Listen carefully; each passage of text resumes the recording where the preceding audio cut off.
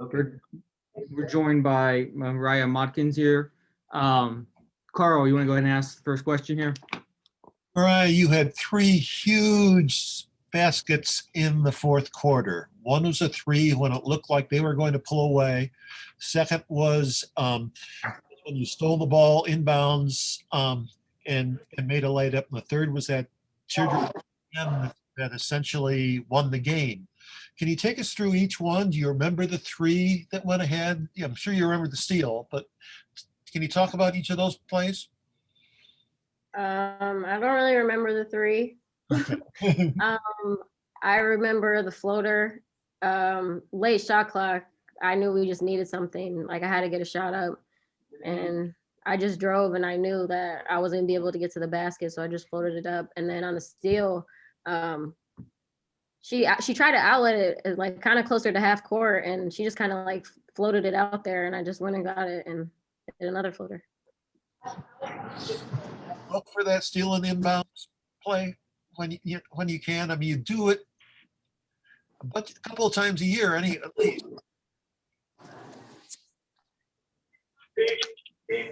Yeah, I just, you got to try to catch them on their heels, like catch them when they're not paying attention. And I finally got one in this year.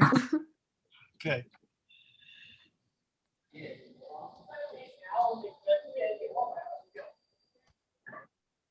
Alan, do you have a question? Yeah, Mariah, just talk about, I mean, that's a really physical game. They're a really good rebounding team, and it was just a kind of a possession game. And talk about being a 5'1" point guard and doing the things you're able to do in there in a physical game like that. Yeah, being so small, I kind of got to pick and choose when I go down there. But I wasn't really down there too much today, but I think, when it came down to it, end of the stretch, we were able to come up with some key rebounds. Lexi came up with a big one down at the stretch, defensive rebound. And I think when it came down to it, even though we lost the rebounding battle, that, we were able to dig in and get the ones that really, really, really mattered. We would have changed the game if we didn't get them. All right. I mean, Go ahead, Alan. I was just gonna, what's it like to win? I mean, you guys have won a lot of games in a lot of different ways. Talk about what it's like to win a game like this. It feels really good because whenever we play Buffalo, we always know we're going to get their best and it's going to be a nice physical battle. They're always well coached and it's just a good matchup every time we play them. But I think that this win really, I think, helped us even more because we only played them one time. We only played them one time this year. Usually we played them twice, and it's one of our tougher games when we play them. But I think this was a great win for us, just building on what we started this past week at Northern Illinois. And I think it's something that we can really build on going forward, gaining confidence for everyone on the team.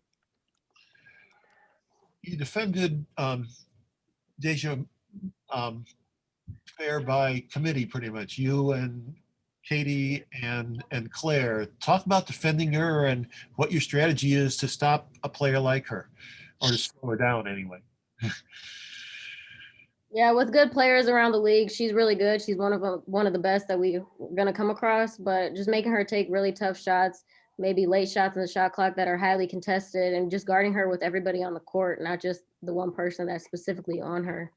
Just really crowding her, making her feel uncomfortable, and making her take shots that she probably wouldn't really decide to take or want to take. Forced her into a tough shot right at the end.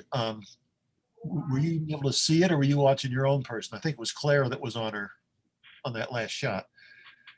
I mean, I saw it, but I was also worried about my player because I was also guarding a shooter, and we were only up 3 at the time, so I was just kind of trying not to mess up myself. Okay. Anything else from Mariah? Mariah, you had a little foul trouble, played, a few less minutes than you're used to. Did you feel kind of fresher in the fourth quarter? Like, did you feel like you had, did you feel faster than the people around you maybe because you were a little, your legs were a little fresher? No, I always feel faster than everybody. Maybe, I don't know. I was pretty fresh, but yeah. Mariah, how do you've won 3 in a row, you've got 3 games left. You could well be in second place depending on how the other stuff goes along. What's the mood on the team? What's your mood going into these last 3 games? I think the mood is Pretty confident. I think we're ready to take one game at a time. That's what we've been doing, and I think we're just confident and we're excited that we're playing together for once. So I think it's really good. The mood on the team is very, very good. Is the COVID aftermath behind you now? I don't- Yes, we can only hope and pray that it is. Okay. Anything else from Mariah? All right, Mariah, you're good to go. Thank you. Thanks, Mariah. Thanks. Thank you.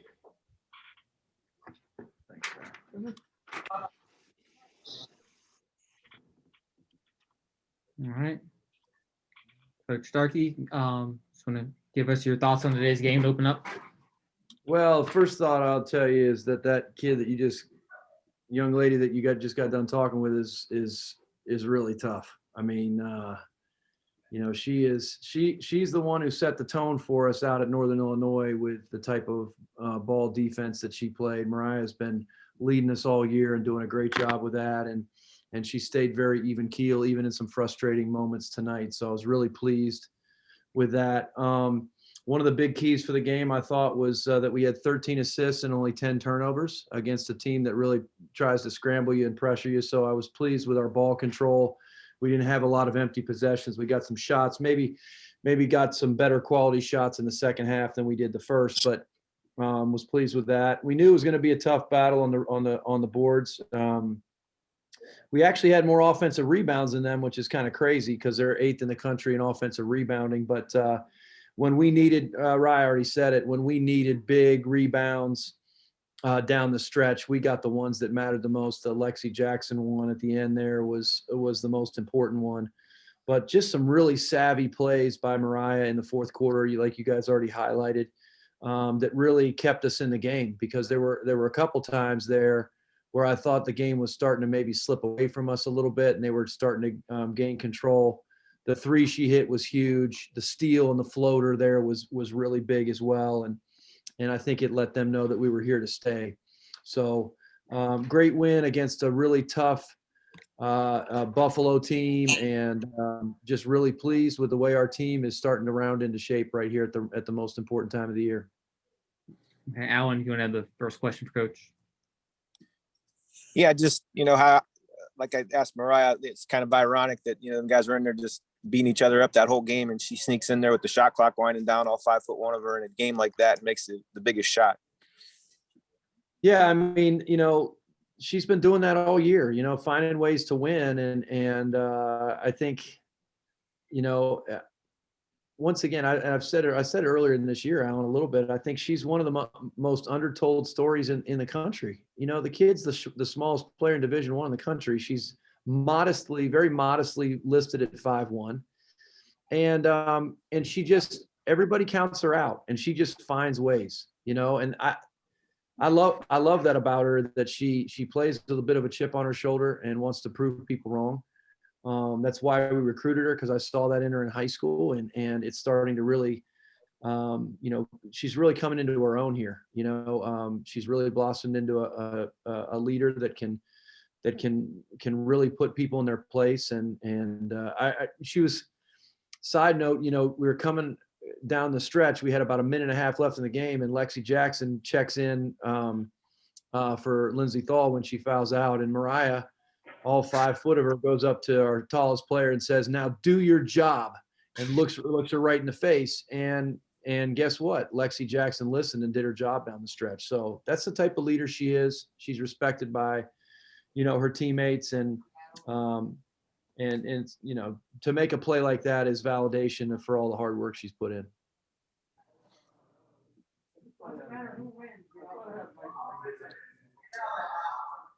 Anything else, Carl? Or Alan? Oh, go ahead.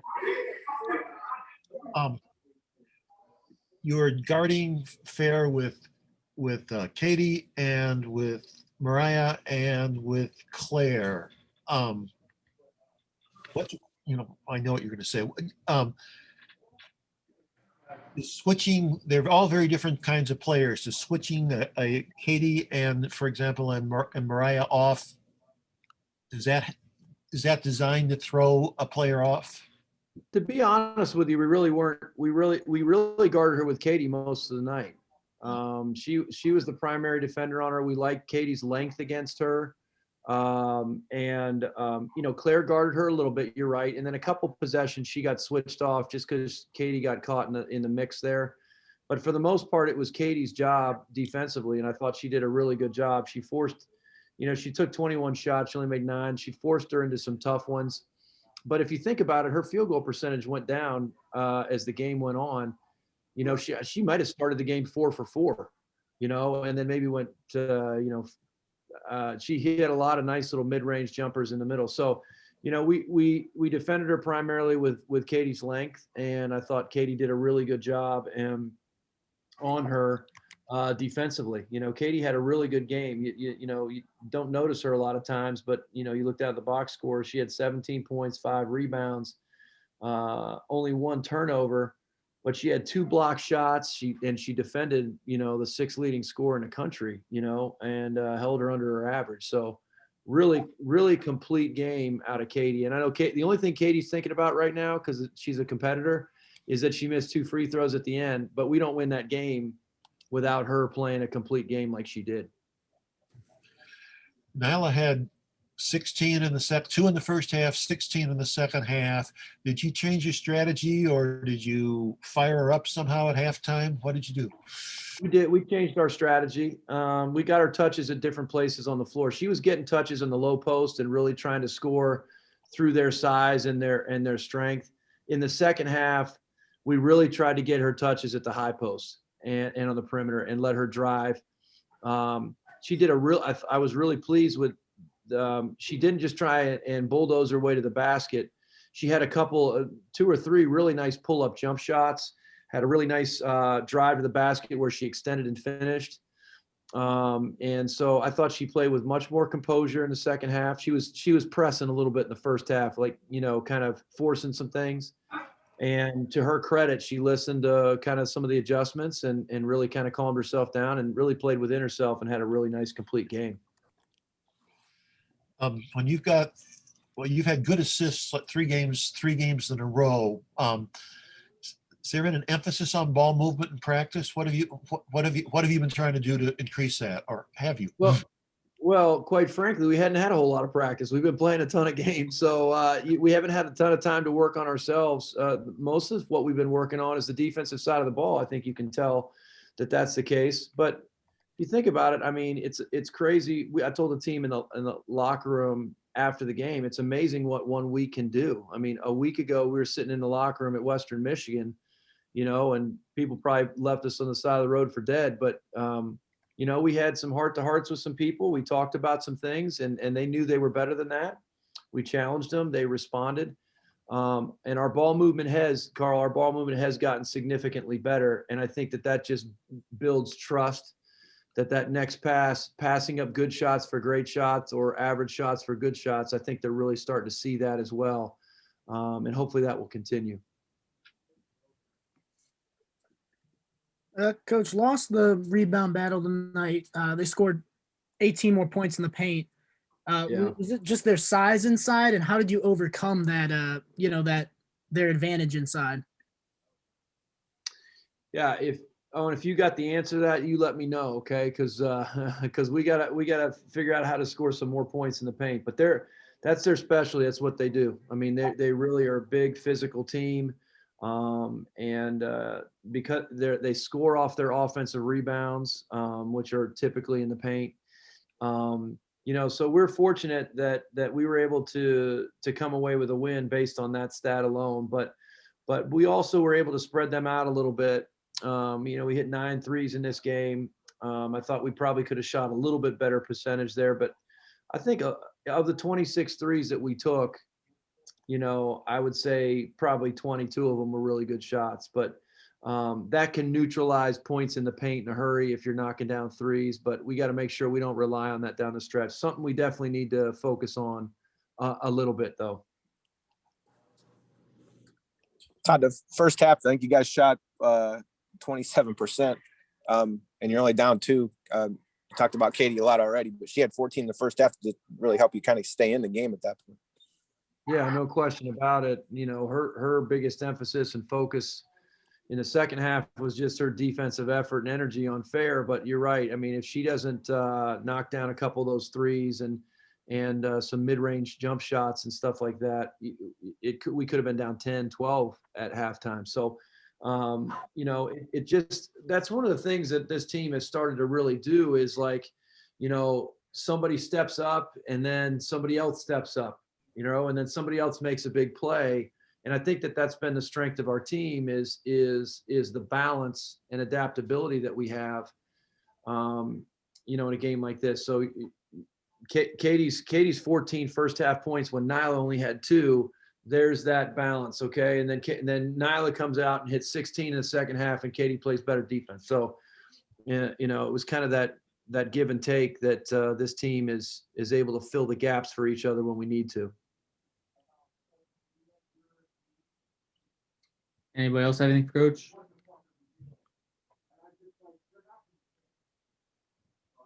No?